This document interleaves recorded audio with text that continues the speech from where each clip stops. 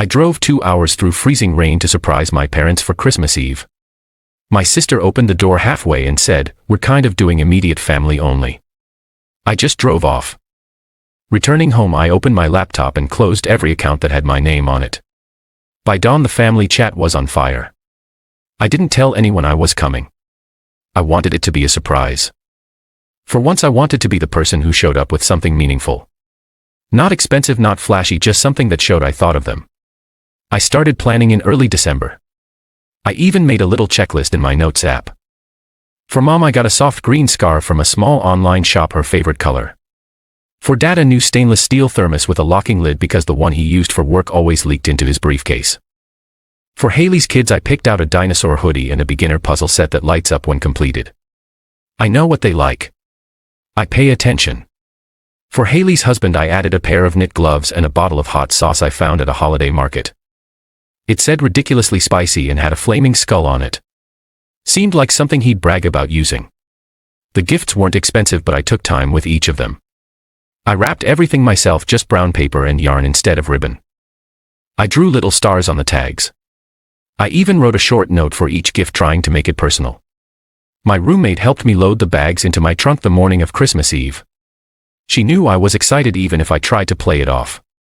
I told her I'd probably be back the next day, maybe the 26th, depending on how things went. The drive should have taken 2 hours. It took nearly 3.5. Freezing rain started just as I crossed into Pennsylvania. My windshield wipers were fighting a losing battle against the ice, and I passed at least 2 cars in the ditch. I stopped once for gas and coffee, sat in the car for 5 minutes before getting back on the road. The whole way there, I imagined what their faces would look like when they saw me. I hadn't come home last year or the year before. This time I wanted to show them I still cared, that I still tried. When I finally pulled onto their street, the houses were glowing with string lights and wreaths. Snow had gathered in soft piles along the sidewalk. It looked like a postcard. I left the bags in the car for a minute and walked up to the porch with just my purse. I rang the bell. I could hear the TV inside, someone laughing, the sound of wrapping paper crinkling. For a second it all felt normal. I was already smiling. Then the door opened just a sliver. Haley stood there. She looked at me like I was the unexpected one, like I had just interrupted something sacred. "We're kind of doing immediate family only."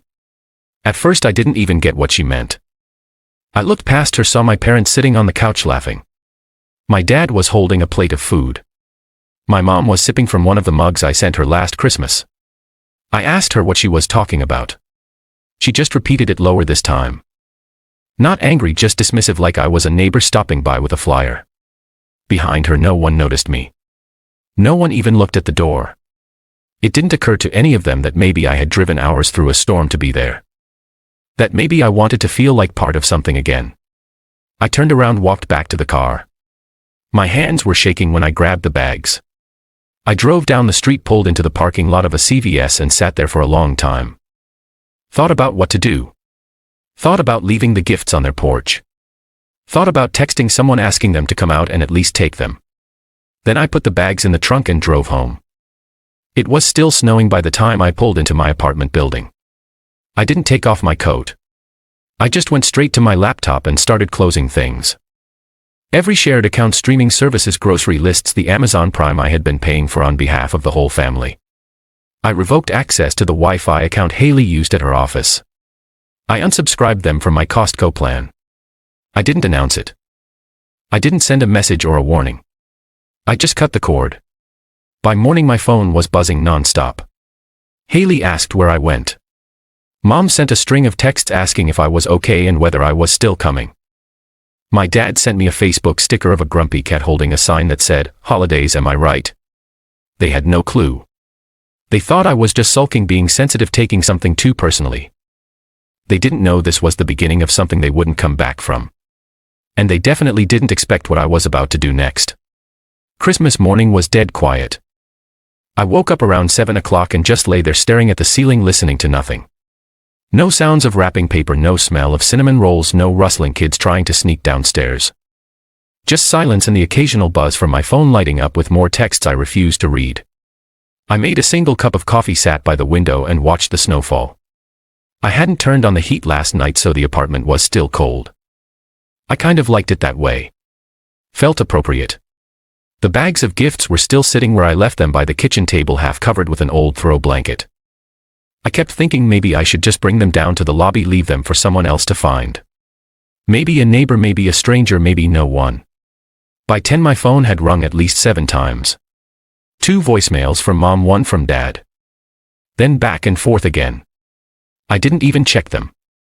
I just sat there on the couch, blanket wrapped around my shoulders, not watching the TV that had been playing the same Hallmark movie since midnight. But around noon something changed. One last voicemail.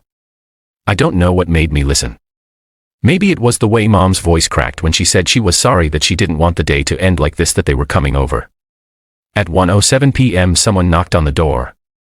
I looked through the peephole and just stood there for a second. My parents, no Haley, just them. I opened the door, didn't say anything. They looked tired, and not just from the drive. Mom was clutching a grocery bag with something wrapped in tin foil. Dad had a grocery store poinsettia in one hand and what looked like a frozen pie in the other. Neither of them looked sure of what to say. We just wanted to see you spend the day together, even if it's like this. I let them in. They stepped into the apartment like it was sacred ground, like it belonged to someone they hadn't seen in years. They sat on the edge of the couch looking around at the little things they probably never paid attention to before. Photos on the wall, the tiny fake tree in the corner that I never plugged in. Mom started with the usual excuses. Haley didn't tell us. We didn't know. You know we would have. He trailed off a lot. Kept touching the hem of her sweater. Dad chimed in a few times, backing her up, but he didn't look me in the eye until much later. I didn't respond to most of it, just sat there, arms crossed, waiting to see how far they'd go. Eventually Mom asked if she could put the casserole in the oven. I nodded. Dad turned on the TV and muted it. That was our Christmas. 3 people sitting in a room full of things unsaid, watching a muted movie, pretending it was still a holiday. At some point I stood up, walked to the kitchen, and pulled the bags of gifts from under the blanket. I placed them in front of them without saying a word.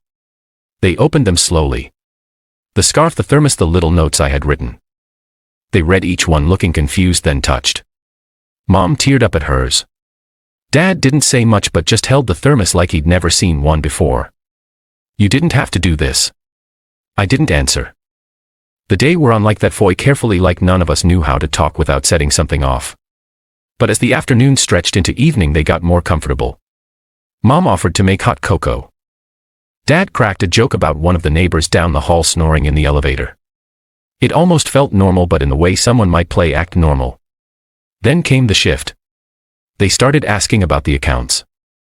Haley told us some stuff isn't working. The Netflix, the Amazon. Is that just a glitch? Dad asked casually. I didn't flinch. I just said, no, it's not a glitch. They paused, then started talking about how hard the year's been. How Haley's got 2 kids now and needs the help. How they didn't realize I felt so distant, and how we could fix it together. That's when I realized why they really came. It wasn't just about Christmas. It was about pulling me back in. I was the support beam they didn't want to lose. I didn't say much, but I told them I'd think about it. That maybe I could put things back the way they were. Maybe. They looked relieved, almost victorious. Mom hugged me tightly before going to bed in the spare room. Dad asked if I had an extra blanket and said he'd sleep on the couch. I went into my room and shut the door. For the first time all day I let myself believe that maybe I had done something right, that maybe this was how things got better. That maybe love was something you could earn back with time, silence, and effort. But I should have known better. December 26th hadn't come yet. And that was the day everything snapped again. They left like burglars. I didn't hear a word, just the faint creak of the floor near the front door and a soft click as it shut. No note on my bedroom door. No knock, no thanks for having us. When I finally got out of bed around 9 o'clock, the living room looked untouched, like they'd never been there. The folded blanket on the couch. The half-empty bottle of wine still on the counter. The grocery store poinsettia they brought sat on the windowsill like it had been abandoned. Their shoes were gone. The pie dish was gone. Even the used mugs were washed and turned upside down by the sink like it was some kind of silent peace offering. There was a note though on the counter. Thanks for letting us spend Christmas together. We love you. Let's keep moving forward, Mom and Dad. That phrase again, moving forward. It always meant the same thing. Let's not talk about what really happened. Let's skip the part where anyone takes responsibility. Let's just reset like nothing broke. I didn't touch the note. I made coffee and sat on the edge of the couch with the TV off. No sound, no lights, just the hum of the fridge and the memory of their voices echoing around the apartment pretending things were fixed. I don't know how long I sat like that, but at 10:14 a.m. everything shifted. My phone buzzed. It was Haley. The message was short, casual, like she was texting someone she gossiped with every day. She wrote, "Mo, Stacy actually believed all that. OMG, we deserve an Oscar. She's so F*** King eel," and then it vanished. Deleted, but not fast enough. I saw the full thing. I screenshotted it before my brain even processed what she'd done. Her name, her profile picture, her words. Clear as day. She thought she was texting someone else. Probably mom. Maybe her husband. Maybe one of her fake friends. But it came to me. I just stared at it, heart pounding, not even blinking. They'd come here to put on a show. The hugs, the gifts, the carefully timed apology, the "we miss you." None of it was real. It was all a script, and I was the idiot in the audience clapping at the end. Called mom. She picked up immediately. Her voice was already tight, like she knew what was coming. I didn't scream. I didn't ask questions. I just read Haley's message out loud, slowly, making sure she heard every single word. She went silent. Then she tried. Said Haley didn't mean it like that. Said it was a joke. Said it was just nerves, that they were relieved I'd finally opened up and it just came out wrong. She started with that fake concern again, that wobbly voice she uses when she's trying to steer the conversation. I cut her off. I told her it was done. No more money, no more accounts, no more supporting the family. She asked what that meant. I told her to figure it out, just like I had to. Every time they left me out or leaned on me when it was convenient, she started scrambling. Said they'd come back, that we could talk in person. That one mistake shouldn't undo everything we just built. She even said she'd bring the cookies I liked, as if that would fix it. I told her no, I wasn't doing this again. Then I hung up, blocked her. Then I blocked Haley. Her number, her Instagram, her Facebook, gone. I didn't stop there. I went back through everything. Removed Haley's access to the family photo archive I'd been paying to store. Removed their access from the Google Calendar we used for coordinating anything. Even unsubscribed the shared family login from the grocery delivery app they all used. Then that evening an email came in from Dad. He never emails me. The subject line was blank. The body of the email was one sentence. "You don't mean this. Let's talk." I didn't reply because I did mean it. And for once I wasn't second-guessing whether I was being too harsh. For once I wasn't trying to calculate how to be the bigger person. I just let it end. I sat there in the quiet and realized I wasn't waiting for them to fix it anymore. They'd never been planning to. December 27th came and went in total silence. No calls, no follow-ups, nothing from mom, nothing from dad. Haley had disappeared completely. Not a single ping from the family chat. It was like the whole family had gone into hiding, hoping I'd cool off and they could slide back in like nothing had happened. But I wasn't cooling off. I spent the day stripping every reminder of them out of my space. I boxed up the wine glasses they used, threw away the dried-out poinsettia, even tossed the note mom left on the counter into the trash without reading it again. I bleached the countertop and burned the candle they gave me last year in some hollow attempt at connection. But then the next morning, December 28th, I got a call from Aunt Valerie. We barely speak. She's my mom's older sister, the kind of woman who hosts perfect-looking barbecues and signs every birthday card with love and light. I hadn't talked to her in over a year. So when her name popped up on my screen, I stared at it for a good 10 seconds before answering. She didn't start with hello. She just asked what the hell happened on Christmas. I didn't say much at first, just listened. Apparently mom had sent out a message to the extended family 2 nights ago saying I had cut myself off again and struggled emotionally during the holidays. He made it sound like I was unstable, like they tried so hard to include me and I just rejected the love they offered. But what mom hadn't counted on was that I still had the screenshot. I told Valerie everything from the beginning. The drive, the freezing rain, Haley's face behind the half-closed door, the fake visit, the fake kindness, and finally the message that cracked it all open. I read it to her slowly. Mo, Stacy actually believed all that. OMG, we deserve an Oscar. She's so F*** king. Easy. Valerie didn't say anything for a few seconds. Then she asked me to forward the screenshot. I did. She sighed. Said she wasn't surprised. Said Haley had always been like that, entitled, manipulative, protected. She thanked me for being honest and told me she'd take it from there. I didn't expect anything else. I figured she'd maybe talk to Mom, maybe confront Haley quietly. But by the afternoon it was clear this wasn't staying quiet. Cousin Tyler texted me. You could just saw what Haley said. Unreal. Then Aunt Lynn messaged me. I'm honestly disgusted. I believed her when she said, you were just being dramatic. Then I got a follow request from Uncle Dave, who I hadn't heard from in 10 years. One by one people started reaching out. Not with pity, just recognition. Like they'd finally seen what I'd seen for years. By that evening Haley had vanished from social media. Her Instagram was gone. Facebook deactivated. Even her Pinterest was wiped. Mom tried calling from a different number. I let it ring. On the 29th a letter came in the mail. No return address, but I recognized Dad's writing on the envelope. Inside was a single sheet of lined paper. He wrote that he didn't support what Haley said, but families shouldn't fall apart over one mistake. He said things had gotten out of hand, that forgiveness is what makes families work, that they hoped I'd come around before the new year. I folded the letter and slid it into the back of my desk drawer. I didn't respond. Not yet. By the 30th my phone had stopped buzzing. The wave of distant relatives reacting to the screenshot had passed, but the silence that followed felt different now. Not the cold, guilty kind. This time it felt earned. New Year's Eve came. I didn't go anywhere. I made dinner for myself.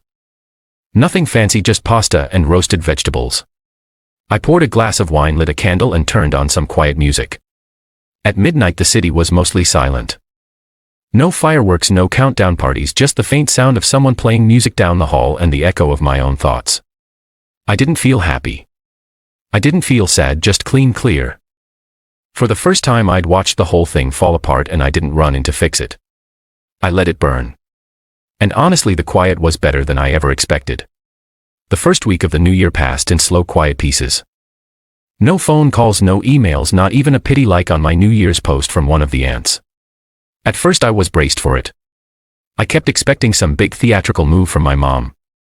Maybe a letter in the mail or a visit. Maybe Haley would try to guilt me in a group message. Or Dad would call and do his whole let's be reasonable routine. But nothing came. And honestly, it was almost worse, because silence from them always came with strings. Like they were waiting me out. Like I was just a tantrum they had to outlast. The thing is, I wasn't fuming anymore. I was done. Really done. I started doing things that felt like cleaning up after a fire. I went through old photos on my laptop, backed up the ones I actually cared about, deleted the rest. I pulled their birthdays from my calendar, cleared out saved addresses. I even got a new password manager and stopped sharing my streaming services. It was like I was slowly removing their fingerprints from my life. Then on January 3rd I got a voicemail from Mom. I hadn't heard her voice since she tried to talk me down after Haley's message. This time she sounded like someone trying to stay calm in a customer service call. She said, "We understand you need space and we're going to give that to you, but just know that we're still willing to visit if that's something you're open to. No pressure, just we'd like to see you again." Like they were being generous. Like their presence was a gift I should be grateful for. That's when it hit me. They really didn't get it. They thought this whole thing was about one message, a stupid, cruel message Haley sent and then deleted. They didn't see the years before that. The dozens of ignored invitations, the whispered comments, the way they'd all quietly agreed that my place was to give and be quiet about it. I didn't respond. On January 5th I got a text from Aunt Valerie. She said Haley had started messaging people behind the scenes, trying to spin everything, saying it was an inside joke taken out of context, that I'd twisted things to make her look bad, that I'd always been sensitive. I wasn't even angry. I was almost impressed. Haley was doing exactly what she'd always done, making herself the victim, painting me as some overemotional problem that needed to be managed. Then late that night one of my cousins sent me a screenshot of Haley's latest move. She had posted a long caption under a carefully filtered photo of her and her kids in front of their Christmas tree. Something about family forgiveness, holiday miscommunications, and how some people choose to make private matters public when they're hurting. No names, no specifics, just enough to cast herself as the calm wounded one, the mother, the peacemaker. I stared at it for a long time, not because it hurt but because I finally saw it for what it was: desperation. So I deleted the family group chat for good this time. Not archived, not muted, gone. Then I left the shared Google Drive where all the family photos were. I pulled my credit card from the Amazon household account. I even unsubscribed them for my grocery delivery discount, the one they all used but never paid for. I shut every single door and I didn't announce it. Then on January 10th my birthday came. No text, no card, no half-hearted call, no post from mom tagging me in some blurry photo from childhood. Not even a message from dad, who usually remembered at the last minute. Nothing. And I can't lie, I waited for something. I told myself I didn't care, but I kept checking my phone throughout the day, waiting to see a name pop up, just out of habit, maybe curiosity, but it stayed quiet. And weirdly, that was what finally made it feel over. Not dramatic, just final. That night 2 of my closest friends came over. We ordered Thai food, opened a bottle of wine, and watched the worst movie we could find on streaming. They sang me happy birthday in the worst harmonies I've ever heard. We laughed until 2 a.m. And when I finally went to bed, I didn't feel hollow. I didn't miss them. I missed the version of them I kept hoping they'd be, but not the people they actually were. And for the first time, that difference didn't hurt. This made sense. By mid-January, the dust had fully settled. Or at least I thought it had. The days had become quiet in a way that didn't bother me anymore. I was working, cooking real meals, sleeping better. I started walking every evening just to get out of the apartment. No podcasts, no music, just the cold air and the sound of my own boots on the sidewalk. Then one night, out of nowhere, I got a message from my cousin Liz. All it said was, "I heard everything. You were right." I didn't answer right away. I just stared at it. She wasn't someone I was especially close to. I always liked her, but she stayed on the sidelines, kept things polite. For her to say that out loud meant something. Then came more. Another cousin messaged, "I used to think you were just distant. I didn't know how much you were holding." Aunt Lynn texted me directly. "I don't know how I missed all of it. I'm so sorry." Even Uncle Dave actually called and left a voicemail where he admitted that they'd been letting Haley get away with crap for years. One by one they were coming out of the fog, seeing it for what it really was. Not just a Christmas gone wrong, but a pattern that had been there for years.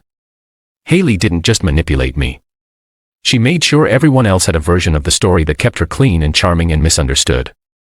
And my parents backed her every time. It wasn't some dark family secret. It was just a slow corrosion that everyone had gotten used to. "You'll know." Valerie told me she stopped talking to Haley altogether. Said she was sick of the deflection, the lying, the way she played the victim in every conversation. She didn't send me the details, but she made it clear. Lines had been drawn. Mom tried once more. Just one last text. "Stacy, I hope you're happy. You've turned your cousins against your sister.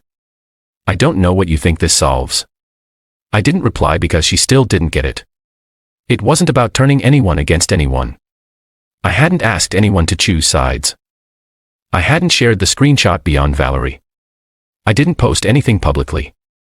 All I did was stop covering for them. And once I stopped, people saw everything on their own. The truth was, I hadn't lost my family. I just stopped pretending I needed that version of it. Haley, of course, stayed quiet. She never apologized, never explained, never owned anything. She disappeared from most conversations, stopped showing up in the group photos some of the family shared. And when she did reappear, it was always surface-level photos of her kids' recipes, fitness updates. But no one was really liking or commenting anymore. New Year's had come and gone, and now we were just another family that fractured in slow motion. I spent the last weekend of January sitting in a cafe with Liz. We hadn't seen each other in almost 2 years. She bought me coffee and said she'd been waiting for someone to call it all out. Then she asked the one question no one else had. "How long were you carrying it before you snapped?" I just laughed and said, "Too long." It wasn't a clean ending. There was no final confrontation, no dramatic family intervention, just silence on one side and clarity on the other. And that was enough. It wasn't the Christmas I wanted. It wasn't the family I thought I had. But what I got was better. It got free.